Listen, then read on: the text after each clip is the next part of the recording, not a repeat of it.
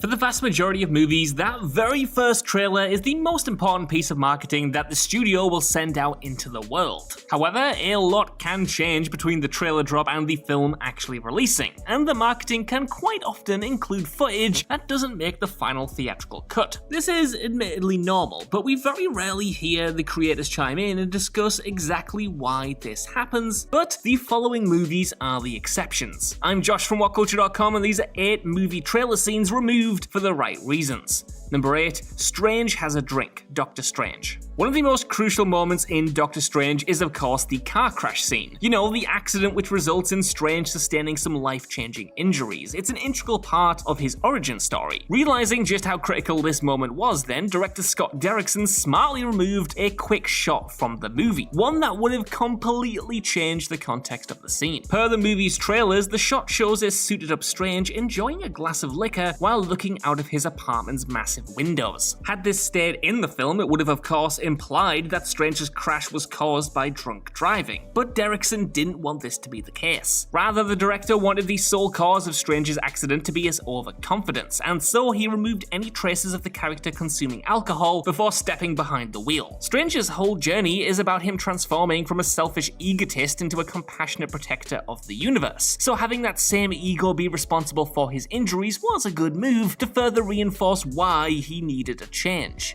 Number 7, the X-Force fighting, Deadpool 2.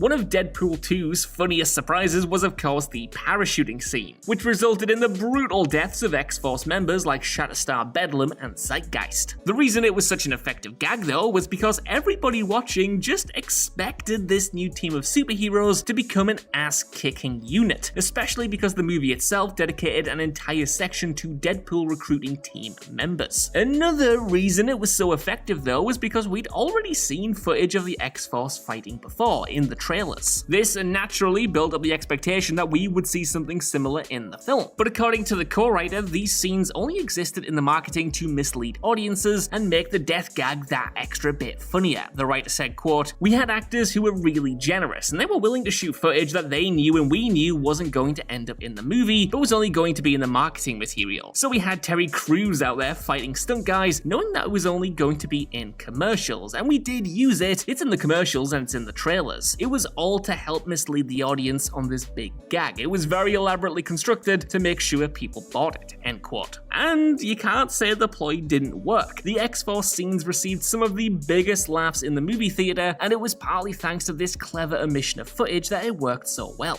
Number 6, Thanos has a smile on his face, Avengers Infinity War.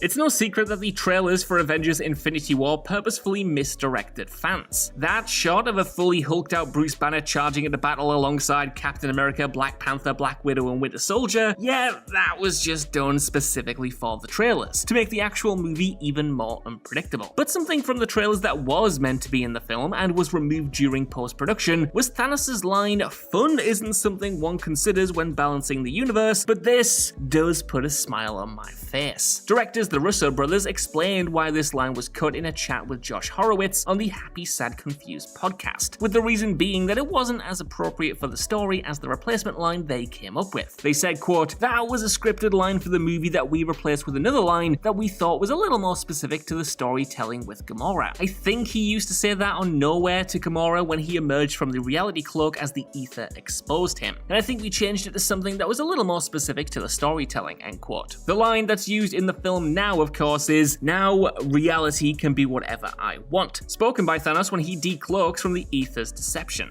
Number 5, Nightcrawler gets brain freeze, X-Men Apocalypse. Before X-Men Apocalypse came out, we saw a lot of images from a scene set in a mall, with Cyclops, Jean Grey, and a few others having a normal day in their young adult lives, away from the hustle and bustle of being a superhero. But in the theatrically released film, the majority of this mall sequence had been thrown away. Even one of the funniest bits from the trailers, a quick gag involving Nightcrawler freaking out over getting brain freeze, didn't make it in. And in a film that desperately needed more humor, this seemed like an odd omission, so what gives? Well, the film's director Bryan Singer told Cinema Blend that problems with the film's flow and pace forced him to axe most of the mall sequence, but the filmmakers did believe that this decision benefited the film as a whole. On the plus side, this entire sequence did make its way online after the film released and exists as a standalone deleted scene.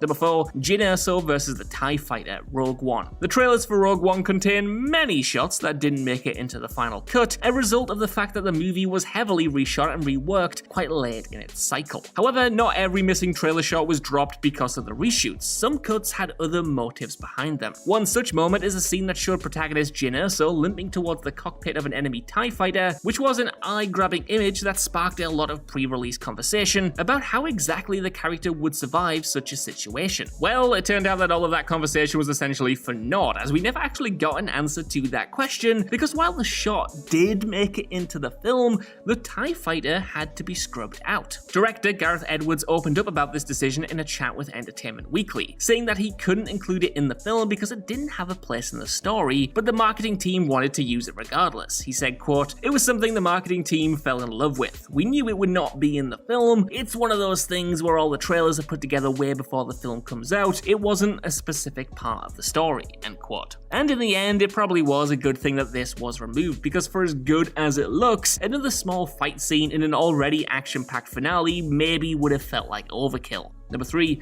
The restaurant fight, Spider-Man Far From Home.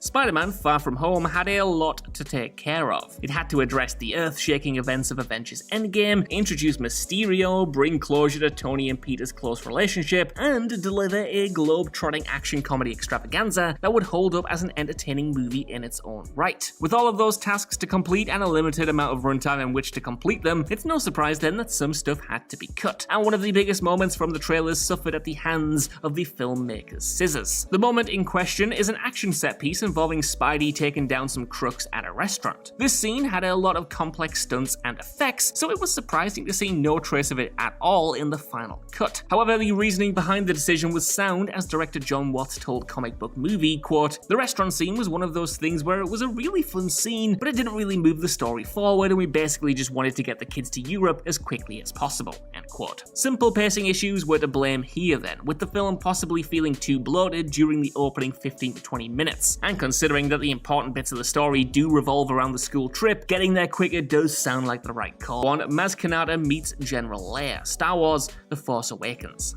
The trailers for Star Wars The Force Awakens were among the most scrutinized of the entire century. There was so much to dissect and so much to discuss. You know, Vader's helmet, Luke and R2, the Knights of Ren, there was just so much packed in there, but one of the most curious images was easily the shot of an orange alien hand passing over a lightsaber to a human female character. We now know that this interaction was between Maz Kanata and General Leia, but strangely, this seemingly pivotal moment didn't make it into the final release. Hell, Maz and Leia didn't even speak, let alone meet. So why was this cut, and where would it have even happened in the timeline of the film? For answers, we have to turn to director J.J. Abrams and a quote he gave to Entertainment Weekly at the tail end of 2015. There he said, quote, "That was a scene actually filmed, but we took it out. At one point, Maz used to continue along with the characters back to the Resistance base, but we realized that she really had nothing to do there of value except to be sitting around. Lupita did film scenes on set for that sequence, but it felt unnecessary, so we ended up leaving those things out," end quote. And while Maz Kanata was underserved in the entire trilogy, it does make sense that you would rather have fans pining for more rather than just having the character be there but not have anything to do.